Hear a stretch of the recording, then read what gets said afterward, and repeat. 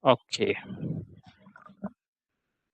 Right. For today's topic, we will be covering the overview of quantitative and qualitative research from the perspective of social sciences.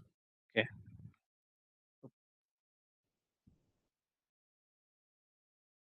Okay. We look what is quantitative research first. It's basically an inquiry into an identified problem based on the testing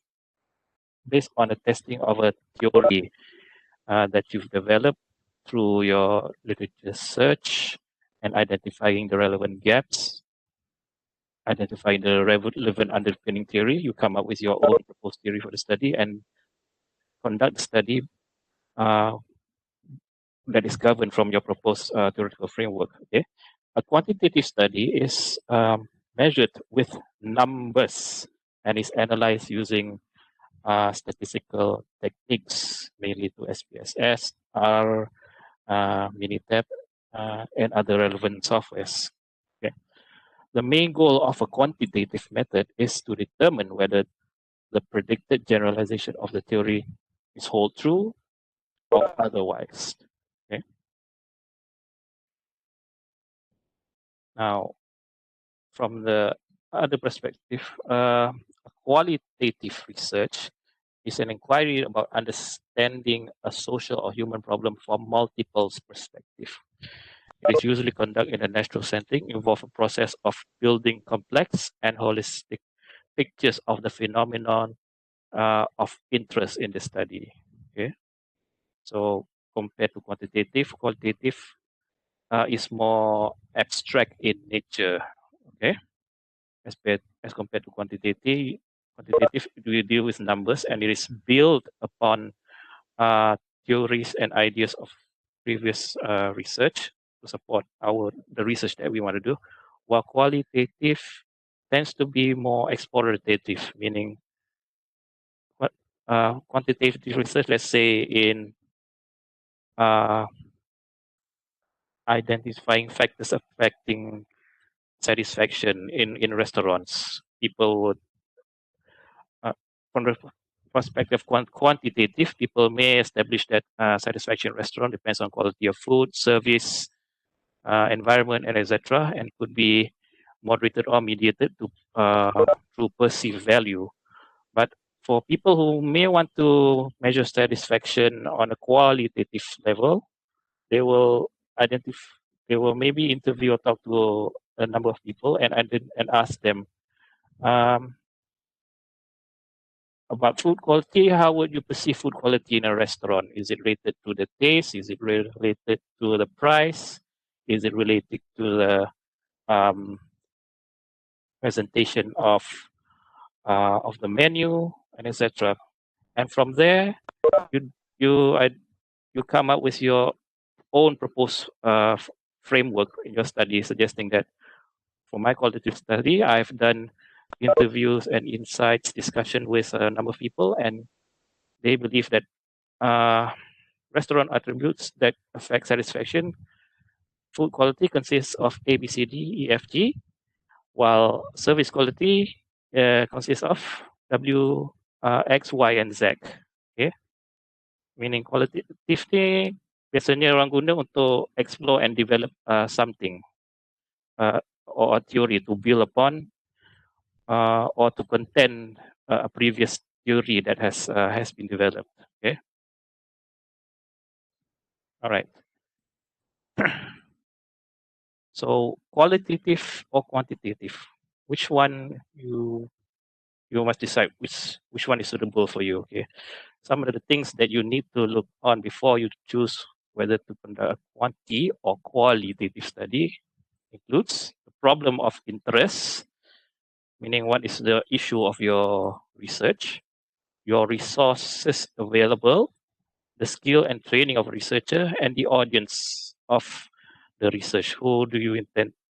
What is the significance of your study? Is it towards the mass market? Is it towards a selected number of people?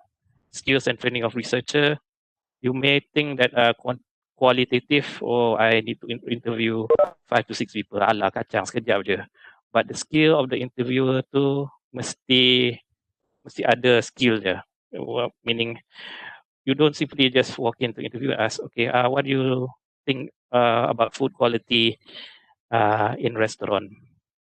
It's not simply just asking that question and then jump into second question. For one question, quality, let's say the answer, the respondent says, I rate food quality as food that is that tastes good. You need to follow up with a second question to get a more expressive answer. How will you describe good tasting taste? Is it when you taste it, you feel a very good sensation in your mouth? Will you smile when the food is good? Okay, so qualitative memang ada seni je lah untuk tanya soalan ataupun uh, untuk persuade, untuk trigger atau untuk provoke orang tu untuk bagi jawapan yang lebih ekspresif lah as compared to quantitative. Just ask a question, how would you rate satisfaction? Or from the scale of 1 to 5, dia akan tick lah. Okay, remarks kat sini, although some research may incorporate both methods, assumption underlying this approach, data collection and analysis may differ from one research to another. Right? Okay, why is there a distinction between the two? Because it's important to identify and understand the research approach underlying any given study, because the selection of research approach will influence, number one, what type of questions that you would ask in your study, what methods would you use in your study, what appropriate statistical analysis that you will be using, what are your inference of your research, and of course, the ultimate goal, the ultimate aim of your research. What do you intend to produce, and what is your significance of your study that will bring benefit to mankind and the society? When you critically review scientific research, the question is asked and the answer is given, and it will differ depend on whether research is quantity or qualitative. Right? Okay.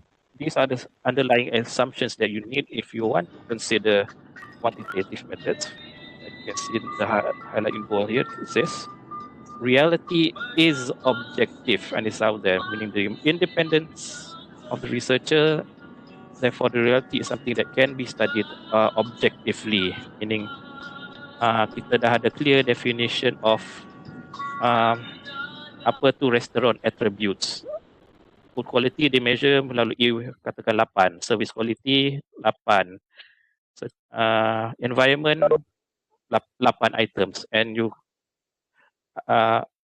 dah said okay, and these are the basic elements if I want to assess an attribute of a restaurant and how will it affect perceived value, eating behavior, satisfaction, or post-purchase behavior. Okay, ini dia dah ada a baseline ground to stand upon and build upon. Okay, you can adopt or you may adapt a previous method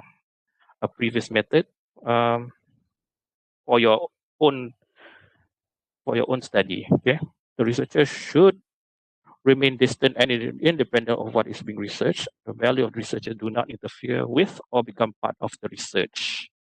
Okay, meaning researcher tu tak boleh simply interfere ataupun mengganggu lah research process tu, meaning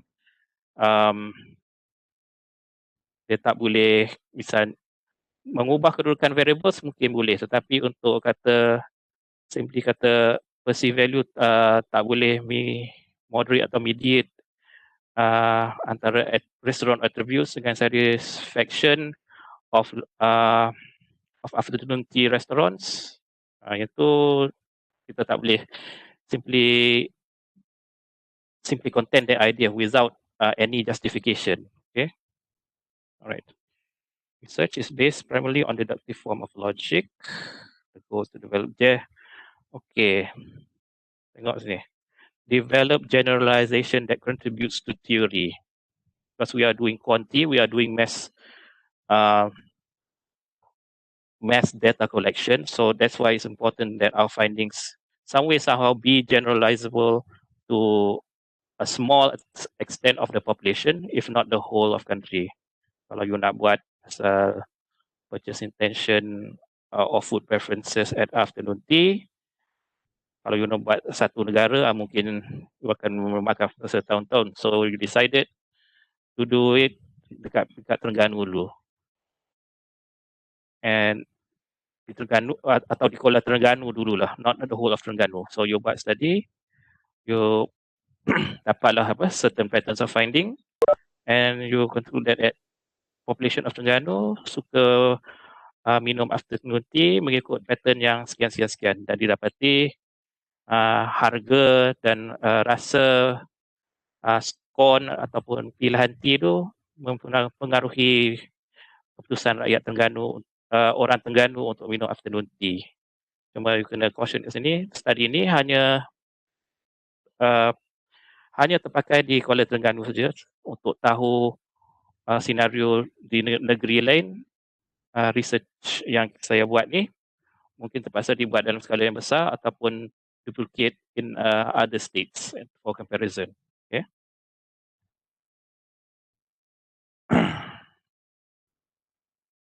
Alright. So these are basically 3 ways that a quantitative study can be conducted. Number 1 is through lab experiment. Maksudnya contoh je lah.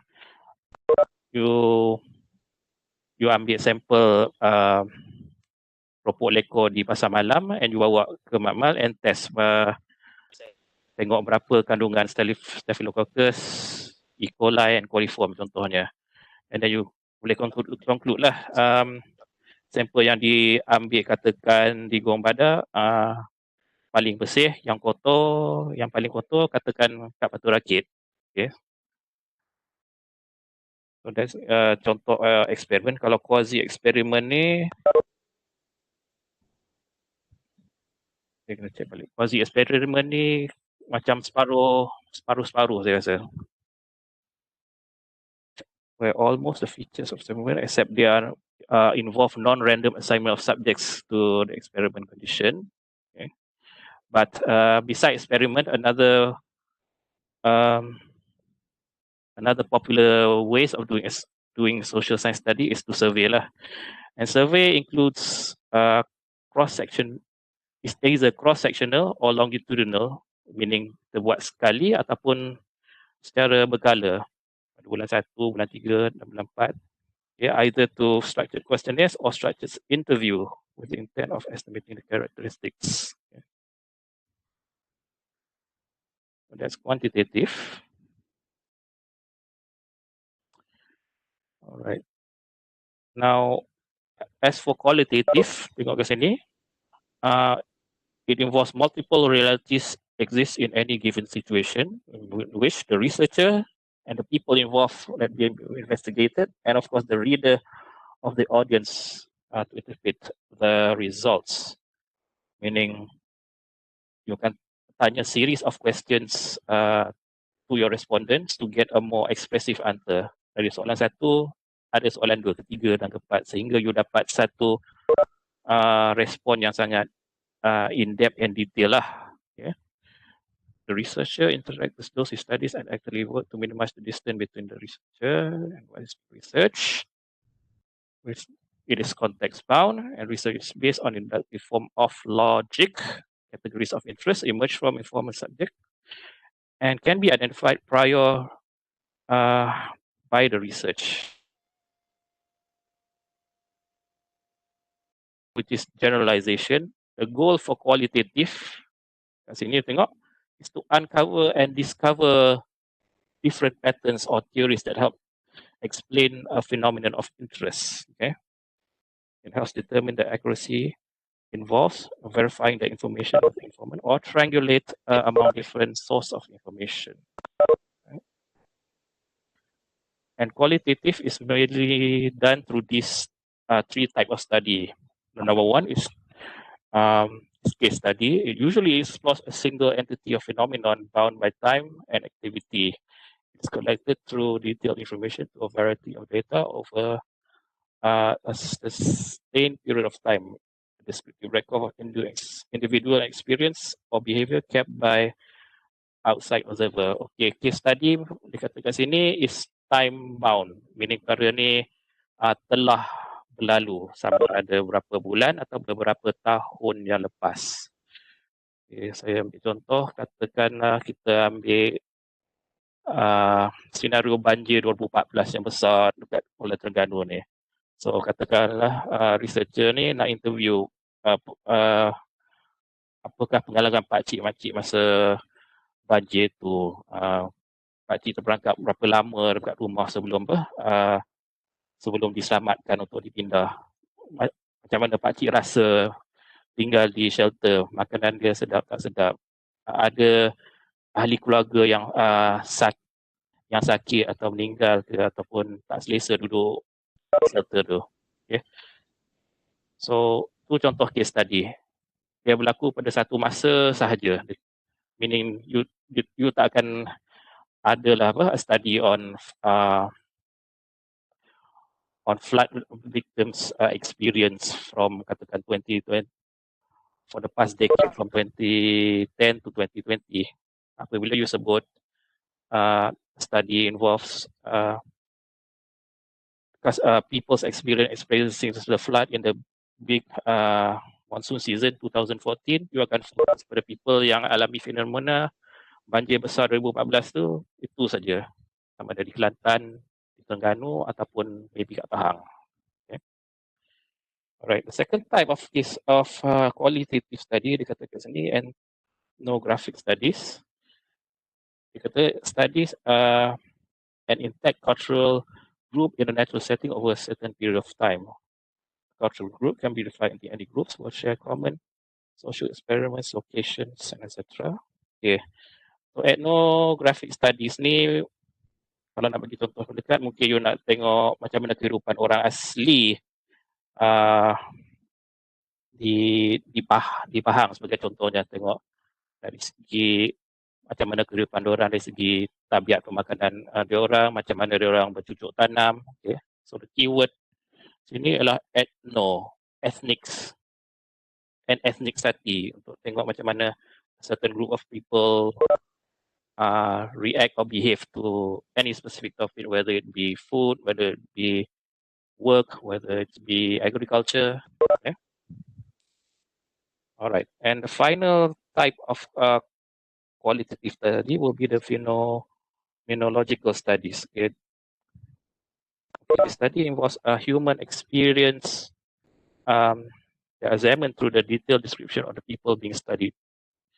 The goal is to understand the living experience of the individual being studied, and this approach involves researching a small group of people intensively over a fair or long period of time. Now, phenomenal versus case study. Case study ialah study benda yang dah lepas beberapa hari, beberapa bulan atau beberapa tahun. Now, as for phenomenological, ini kita akan study the present condition. Okay.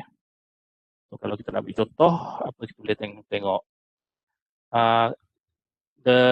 Mungkin kita boleh tengok the lifestyle ataupun kebajikan orang yang hilang, yang okay, katakan kita ambil kesan perniagaan sepanjang tempoh COVID bulan Mac. Kita tengok adakah pendapatan dia macam mana merosot teruk, dia susah nak kawal dia punya stok sebab dia tak boleh buka kedai. And lepas 2 bulan pada bulan Mei, apabila kerajaan dah longgarkan sikit, kita boleh tengok macam mana dia bangun balik lah. Adakah dia apply mana-mana bantuan mikrokredit kerajaan, adakah dia berjaya keluarkan sikit-sikit duit KWSP untuk bangunkan semula bisnes dia. Okay. So that's basically phenomenological studies. Keyword dia ialah the living experience that is currently happen, whether it be a fair amount or a long period of time. Okay. Alright. So bukan kelas ni pendek saja, tapi kalau penerangan ni macam susah sikit, you all nak follow dah ingat. Jom kita tengok dua contoh video ni. Saya akan fokus pada quantitative versus qualitative dan juga an overview of qualitative. Quantitative saya tak letak sebab most of the elements involving surveys, validation of instrument sample akan di-cover dalam 3 kelas lepas kelas ni. Okay? Alright, jom kita tengok video dulu. An overview quantitative versus qualitative.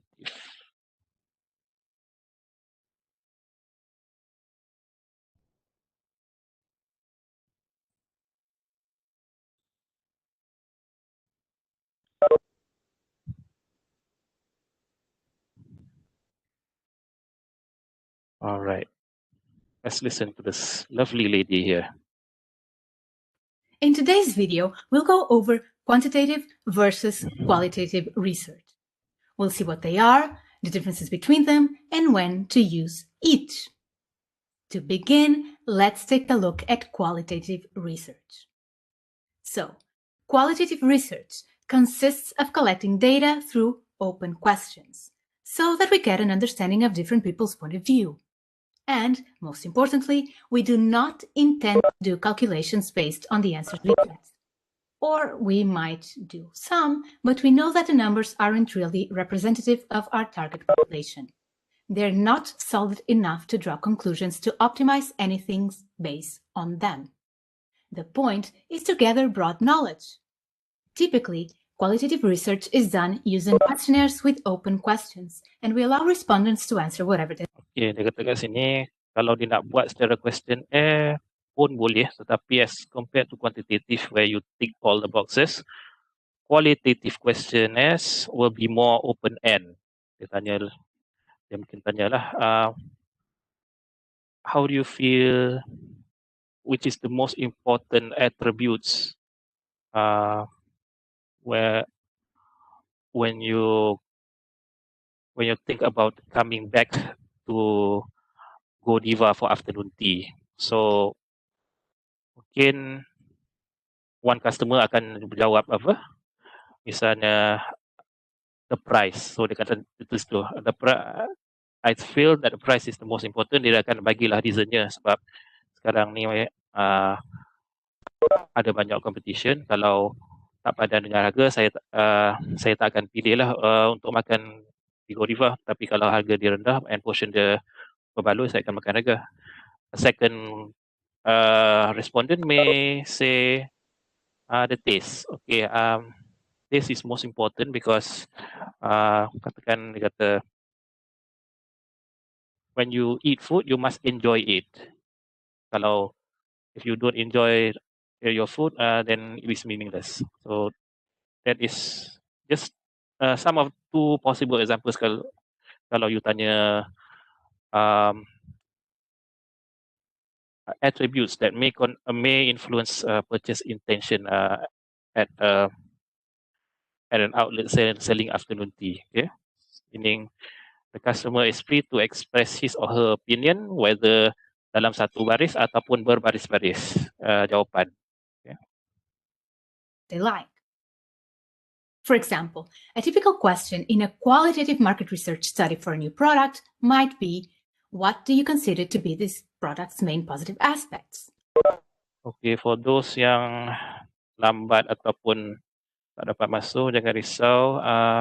Kelas ni dirakam through Webex. So lepas habis kelas ni, bila recording Webex dah ready, saya akan upload dalam e-learn. And you boleh follow back apa yang you miss out ya.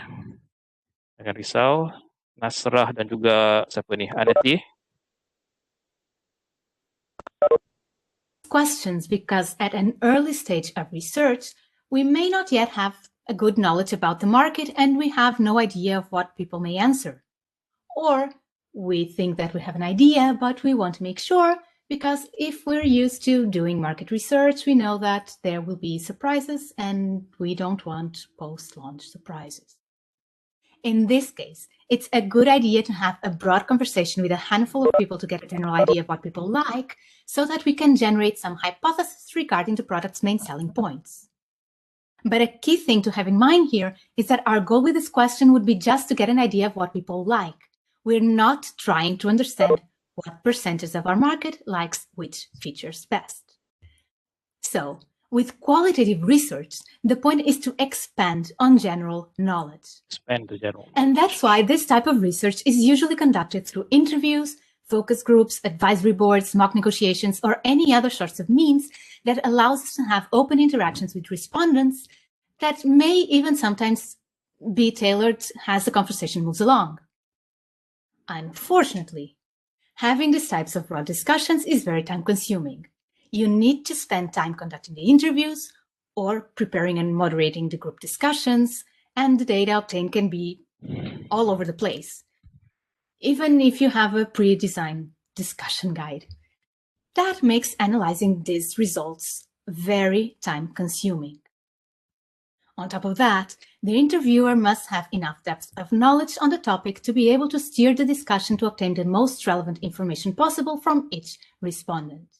The interviewer must make sure that the results obtained make sense and can be acted upon, or the research will be pointless. If the outcome of our research is that people want flying cars, well, your interviewer didn't do a great job. What are you supposed to do with that? Anyway, due to all of this, qualitative interviews or other qualitative research methods can't be used in large numbers. While they allow to collect very granular data and they allow for an expansion of gathered information outside your initial scope of knowledge, sometimes you don't know what you don't know until an interviewee brings it up. The format of research does not allow to scale the number of answers. It would be too time-consuming and expensive. So this type of research does not allow us to talk about averages, means, percentages, and all the numbers that we typically like to use when describing a market for a product. So kita sedih. No averages, means, or percentage. And that's where quantitative research comes in. In quantitative research, you get information from a large number of participants, which allows you to have a respondent sample that is large enough to be representative of your target market. That is, whatever is going on in this sample is likely to be going on in your market as a whole. Anyway, just as in the case of qualitative research, quantitative research can come in several different formats. But for market research purposes, we're generally talking about surveys or behavior observation. I'll assume we're talking about surveys here. In this case, since we need data from a large amount of participants and surveys are boring to fill in, the research materials need to be a lot simpler for whoever is taking the survey, not for the researcher, of course. For the researcher, quantities are usually a lot tougher to put together. And that is because while you can keep an interviewee engaged in a discussion for well over an hour, and advisory boards can last an entire day or even several days and still keep people engaged all the way through, if you send people a survey that takes 1 hour to complete, the data after a certain point may not be the best quality because people are completely fed up. And I'd assume that people who answer are all being paid to do so. Also, people taking surveys should be able to understand everything that's presented to them and answer the questions by themselves, although there are exceptions. So simplicity is a must. Anyway, in the case of quantitative market research, not only the questions are predefined, but for ease of analysis, the Tengok apa keyword kita tadi. The measures are predefined. Kita dah tentukan each variables, misalnya food quality, service quality, apa items dia. Okay. Satisfaction, berapa items dia, berapa dimensions yang ada. usually predefined also. Usually respondents are asked to select among options, rank stuff, score Predefined. stuff, Kita dah set dah distribute apa points, jawapan. provide a number, etc. That makes it possible to analyze a high volume of data without the need to spend hours and hours reading through answers. So, although the answers to a quantitative study can be qualitative, for ease of analysis, they are usually predetermined so that they can each be represented by a number or a letter. As an example, while for a qualitative study, we might ask, what 3 things do you like the most about this product? And leave it at that. For a quantitative study, we might ask, what 3 things do you like the most about this product? A, ease of use, B, design, C, price-quality relationship, D, whatever makes sense, etc., etc. Tengok beza dia. Kalau you nak tanya soalan cara kualitatif atau kuantitatif.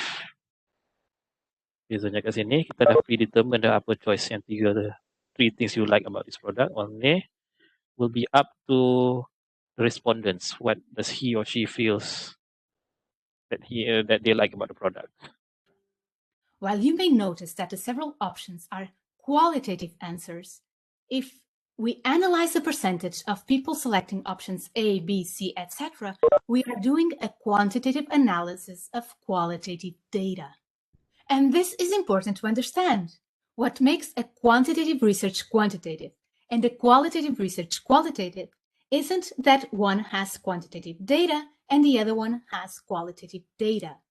Quantitative market research studies can have qualitative questions and qualitative ones can have quantitative questions.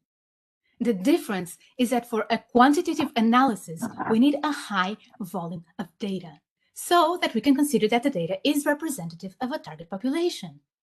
And generating that high volume of answers is what leads us to having constraints regarding the way in which we can ask things, since we must be able to analyze a lot of responses, making it impossible to read through text answers in a cost-effective way.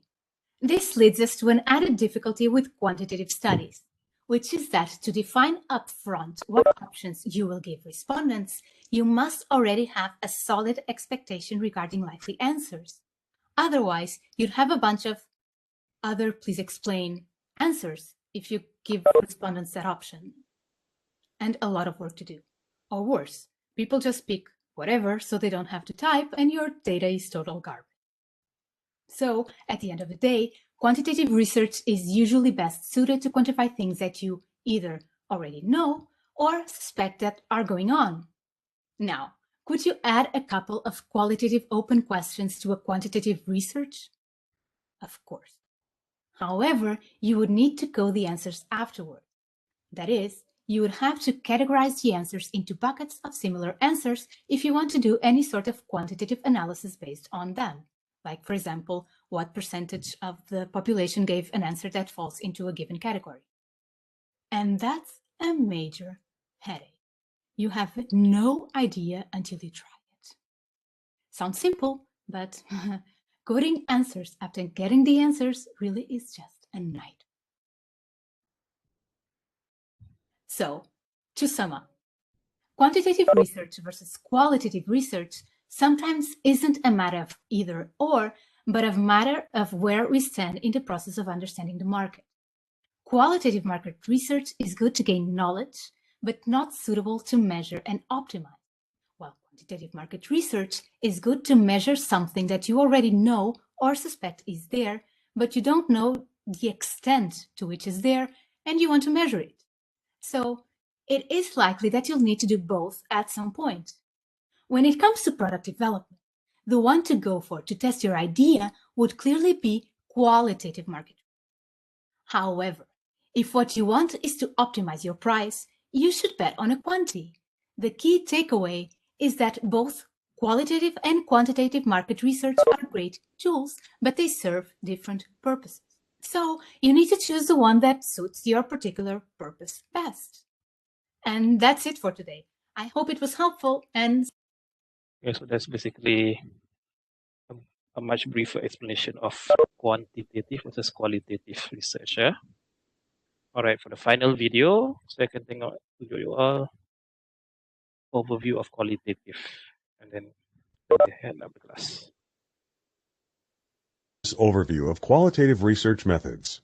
This tutorial will help give you the big picture of qualitative research and introduce key concepts that will help you determine if qualitative methods are appropriate for your project study. First, let's review what research, particularly educational research, is designed to do. Research is an organized, systematic, disciplined approach to answering questions about our observations and experiences in the world. It is a structured approach to gathering and interpreting information that allows us to understand, theorize about, or explain experience. What then is distinctive about qualitative research? Qualitative research focuses on generating meaning and understanding through rich description. It can be a particularly useful approach to studying educational problems that requires developing an understanding of complex social environments and the meaning that people within those environments bring to their experience. Qualitative research differs from quantitative research in several ways. It typically addresses different problems, arises from a different philosophical view of the world, works to achieve different goals, and uses different methods and design. This table illustrates some of the key differences. Focus. Qualitative research focuses on the quality of experience, trying to describe or understand the essence or nature of human experience. Quantitative research, on the other hand, focuses on more measurable factors, asking questions such as how much, how many, or how frequently. Philosophical roots. Qualitative research integrates more subjective human experience, rather than purely objective external reality. It belongs to the school of constructivism or interpretivism. Quantitative research is based on positivism, that holds that physical and social phenomena are independent of the observer, are fairly stable over time and place, and can be objectively observed and quantified. Goals of investigation. The goals of qualitative research are to understand, describe, discover meaning, or generate hypotheses or theory. Quantitative research aims to predict, control, confirm, and test hypotheses. Design characteristics. The designs used in these two types of research are suited to their goals. Qualitative research design is more flexible, evolving, and emergent, while quantitative research design is structured and predetermined. It should be emphasized that the flexible structure of qualitative research in no way suggests that it is less disciplined or easier to design or implement. Quite the contrary. Well-designed, valid, scholarly qualitative research has flexible structure and is designed and implemented with the same care and attention to detail as any well-designed, valid, and scholarly quantitative study. Data collection. In qualitative research, the researcher is the primary instrument, bringing his or her own perspectives to the selection and meaning of data. Quantitative research depends upon external instruments such as tests, surveys, or other tools used to measure and quantify a particular phenomenon. Now that we have discussed the nature of qualitative research and the kinds and forms of qualitative data, it is easier to understand how qualitative research pursues its research goals. In its very earliest stages, qualitative research aims to explore. The goal is to identify patterns, themes, hunches, and initial models that provide an initial understanding of this phenomenon. Description is the heart of qualitative research. The essential characteristics of description is that it conveys information with the detail and specificity necessary to accurately convey the experience. Ultimately, qualitative research strives to produce meaningful interpretations of events and phenomena. With interpretation, the goal is to make sense of what goes on, to reach out for understanding or explanation. Through exploration, description, and interpretation, the qualitative researcher arrives at a complete understanding of a phenomenon in a particular setting or context. Case studies explore a program, an event, an activity, a process, or ethnography studies an intact cultural group in a natural setting over a prolonged period of time. Phenomenology identifies the essence of human experiences. Narrative approaches study the stories that individuals provide about their lives and experience. Ini dia bagi dua extra grounded theory and narrative. Saya akan skip few videos. Methodologies come out of different social sciences. The most flexible method explore all of these sources. Qualitative data are typically obtained from sources such as interviews, focus groups, observations of real-life settings, and existing documents. So these are the basic elements that form a quality that we use to collect data. Okay. Picture of the educational experience. As you plan your research study, you must create a justification for your data collection methods in order to explain why the methods you propose. Second, the researcher reduces the data by identifying themes, coding data elements, and creating categories. Finally, just as quantitative data must be presented in tables or figures, qualitative data can be presented in narrative form, tables, or visual diagrams. Okay, narrative ini dia mungkin contoh verbatim lah. Misalnya you pilih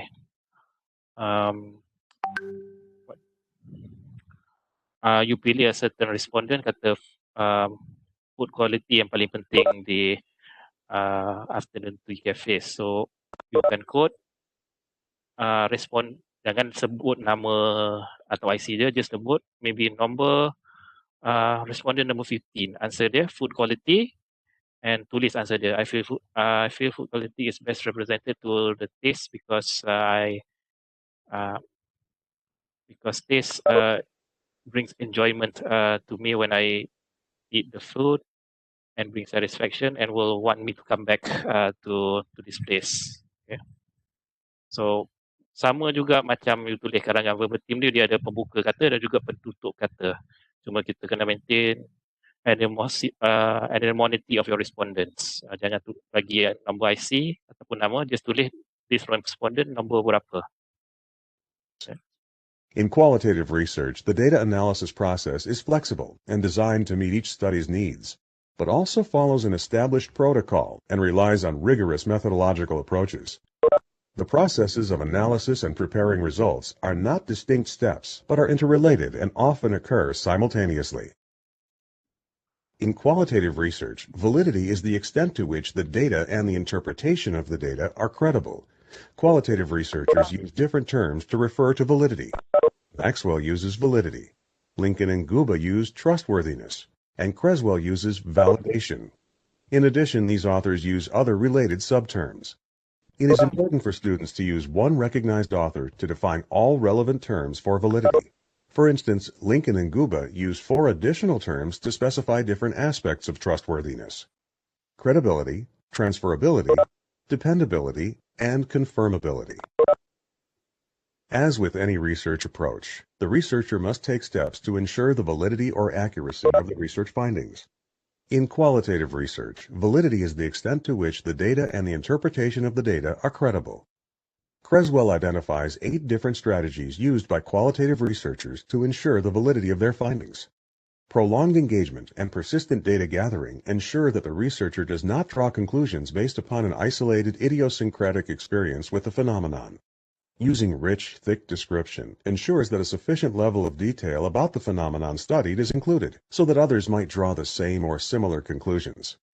Triangulation refers to using multiple data sources in order to build up a complete picture of a phenomenon. Member checking allows the researcher to present the study's findings or conclusions to the original participants, so they can comment on whether they believe their perspectives are accurately portrayed. Presenting negative or discrepant information makes sense. Berapa? Finally, an external auditor is Okay, saya cepat sikit, tapi just nak tunjuk kat you, the validity process ni quite rumit as compared to a quantitative. Quantitative, kita boleh determine misalnya Cronbach alpha ataupun factor analysis dan kita boleh confirm tool instrument tu dah very reliable. Tapi for qualitative study ada illustrate kat situ macam 8 elemen. So that's why in the first video for you to really analyze and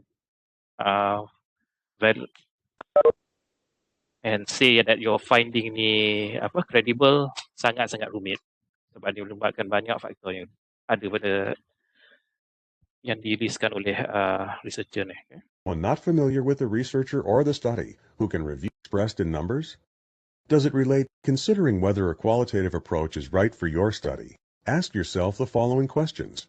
First, what kind of phenomenon are you planning to study? Is it related to some aspect of human experience that cannot be counted or expressed in numbers? Does it relate to subjective experience, cultural characteristics, personal perspective, idiosyncratic ideas, or about the phenomenon? Can you find out what you want to know by immersing yourself in the environment in which you will study the phenomenon, by observing or talking to people within that environment, or by studying the materials they have created? Third, why are you doing the study? Are you interested in interpreting, generating meaning, and gaining a holistic view of a phenomenon, rather than in comparing, measuring, or quantifying a phenomenon? If you answered positively to these questions, qualitative research may be the right choice for your study. Qualitative research is a powerful method of studying the implicit as well as the explicit. It accomplishes this by focusing on personal perceptions of the world and the experiences of people as they construct the reality in which they live. Because Keyword tersebut tadi, implicit dan explicit. You kena persuade, provoke orang untuk bagi respon yang in-depth. of these characteristics, qualitative research can be a powerful tool for social change. As a Walden student, social change is a feature of every student capstone. Qualitative methods may help you meet this requirement. Once you have decided to embark upon the process of conducting a qualitative study, use the following steps to get started. First, review research studies that have been conducted on your topic to determine what methods and research traditions were used. Consider the strengths and weaknesses of the various research traditions, data collection methods, and data analysis methods. Next, review the literature on qualitative research methods. Every aspect of your research has a body of literature associated with it. Just as you would not confine yourself to your course textbooks for your review of research on your topic, you should not limit yourself to your course texts for your review of methodological literature. Read broadly and deeply from the scholarly literature to gain expertise in qualitative research. Additional self-paced tutorials have been developed on different methodologies and techniques associated with qualitative research. Make sure you complete all of the self-paced tutorials and review them as often as needed. You will then be prepared to complete a literature review of the specific methodologies and techniques you will use in your study. Okay, so that's basically what qualitative study is all about. Just because you collect or do interviews in smaller group doesn't mean that it is much easier. It is actually more daunting than doing quantitative. Okay. Alright, saya rasa sampai sini saja untuk kelas hari ini. Slide saya dah upload ke dalam e-learn. You all boleh tengok dan baca balik. And video ni akan di-upload lewat petang sikit lepas webback proses selesai proses. Selalunya dalam sejam 2 lah dia akan proses. So saya akan upload nanti untuk siapa-siapa yang terkeluar masuk boleh tengok balik. So before end the class, saya nak are there any questions that you like to ask tentang qualitative, quantitative research as a general?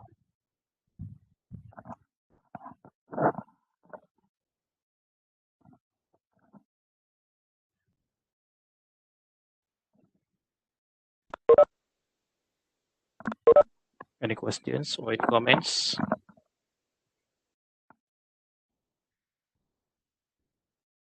Hello?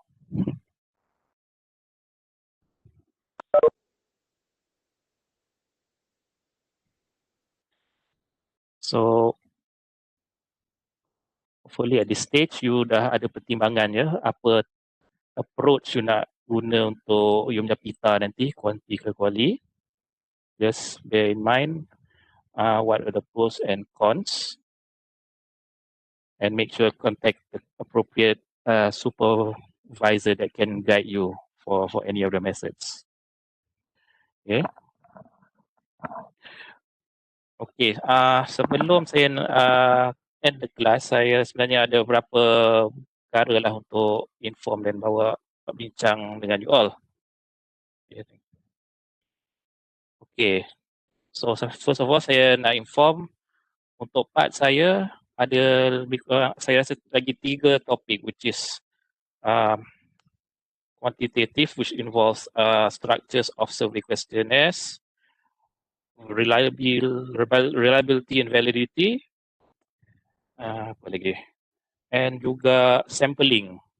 So saya rasa by next week saya dah boleh habis dah dengan you all untuk kelas teori. Means kita akan ada means the final week, which is between 17 to 21 tu takkan ada kuliah lah. Tapi saya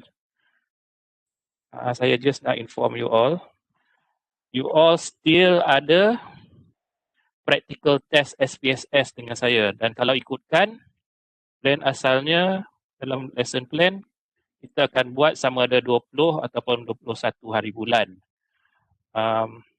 This week juga saya nak inform kelas berkenaan reliability and validity through complex alpha and correlation. Saya terpaksa buat recorded kelas kerana saya terpaksa jadi panel untuk menilai senior you all punya pita hari Rabu dan Khamis tu. So saya terpaksa buat recording kelas. And following week is actually the week yang kita akan buat practice lah for all the analysis yang kita belajar since frequency, parametric, non-parametric, as well as validity and correlation. Jangan risau, you all tak akan buat apa, kena type satu data ataupun fill in data yang missing, sebab yang tu akan just makan masa yang banyak lah. Okay, so saya ada dua proposition kat sini. Pertama, you all selesa nak ambil test tu pada satu hari sama ada Rabu, Khamis, ataupun nak diawalkan ke maybe Ahad atau Selasa. Tu yang test tu macam mana ya? Okey, berkurang macam ni. Soalan tetap akan di-upload dalam e-learn, tetapi saya akan bagi you all link kepada dataset untuk you guna untuk analisis dan isi jawapan dalam e-learn tu. Tu untuk Sharifah Nadia. Timing akan tetap sama macam you buat test dengan Dr. Nohayati dan juga Dr. Asma. Rabu dan Khamis. Okey. Sebolehnya kita buat test tu pada satu hari lah. Alright, kalau saya pilih untuk buat pada hari Rabu pukul 2, okey ke? 20 hari bulan. Okey. Okey, alright. Ada siapa yang tak okey? Saya tunggu lagi 10 minit. 10 saat. Pukul 2. Okey.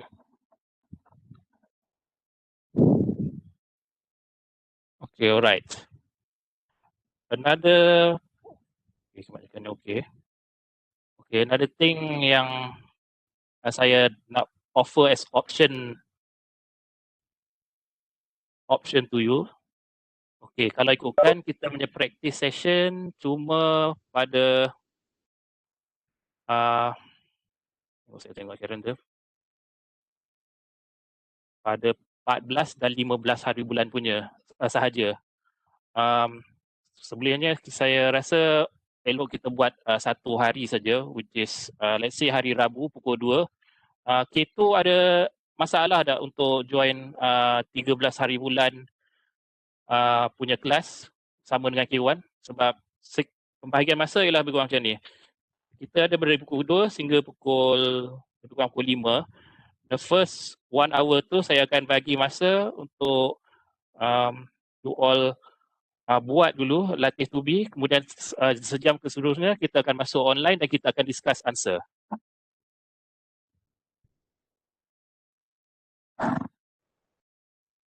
Kalau tak ada, okay. And latih to be ni jangan risau, saya akan upload dalam e-learn juga dan data sheet dalam SPSS saya akan bagi, dan kertas latih to be tu will be in word form, meaning you boleh buka data sheet in the SPSS and based on the question, try jawab dulu, and then lepas sejam kita go online, kita discuss satu-satu, see sejauh mana you faham dan apa yang you tersilap and where to improve upon. Okay? Sebab latih to be ni saya bagi so that you all akan lebih ready lah to take the test hari Rabu 20 hari bulan tu. Okay. My next question I nak tanya you all. Cukup ke untuk bagi satu kali saja practice session tu? Sebab memandangkan kita ada free hari Ahad dan juga hari Selasa tu, since kita tak ada kelas, saya nak bagi extra option untuk bagi exercise round kedua and buat discussion round kedua, so that siapa yang masih lemah ataupun masih perlu penjelasan ada peluang kedua untuk buat untuk praktis lah. Need extra, okay. Okay, nak praktis, okay. Sangat diperlukan, okay, boleh. Okay, dulu.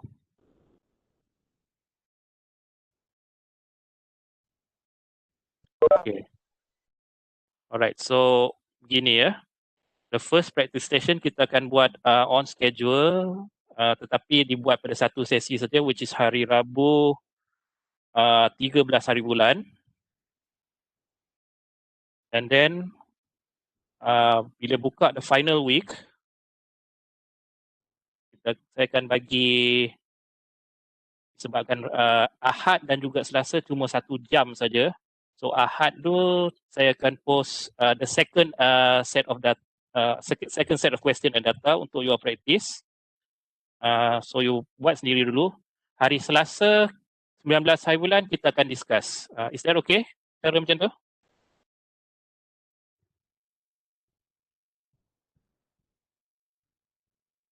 I understand hujung-hujung sen ni banyak test, banyak exam.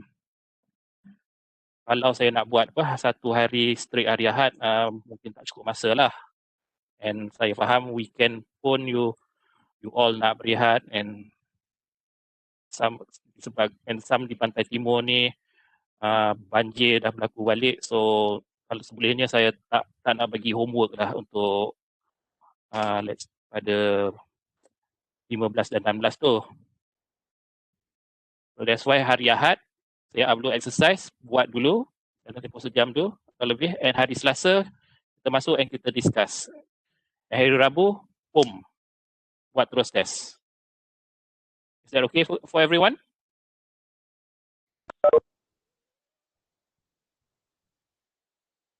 Okay, doktor. Okay, alright, boleh. So, okay, another thing bear in mind, just like any other test, this practical test 1 jam juga.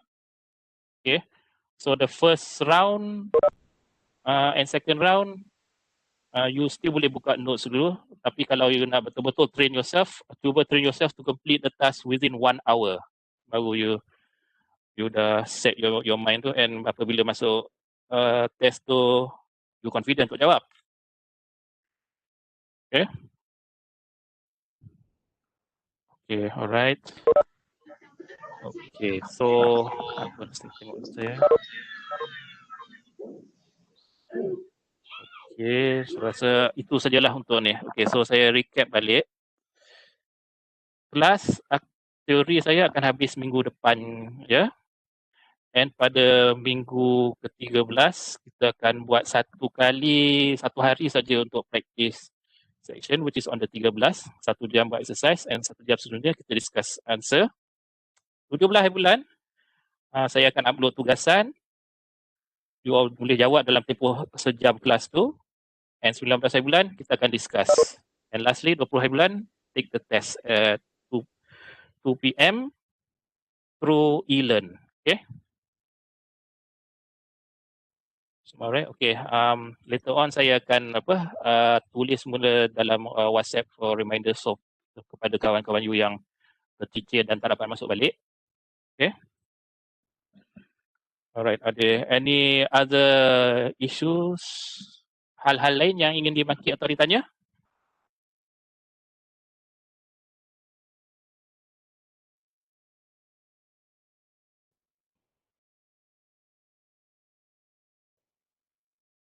Ada.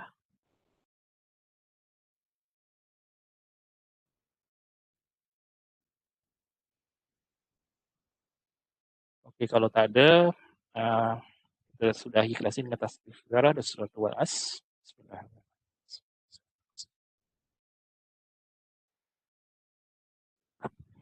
Okay, thank you very much. Assalamualaikum warahmatullahi wabarakatuh, and see you all on hari Selasa pula. Okay. video dan risau saya akan upload and it will be ready by latest by Rabu pagi. Okay. Alright, thank you everyone. Thank you, Doctor.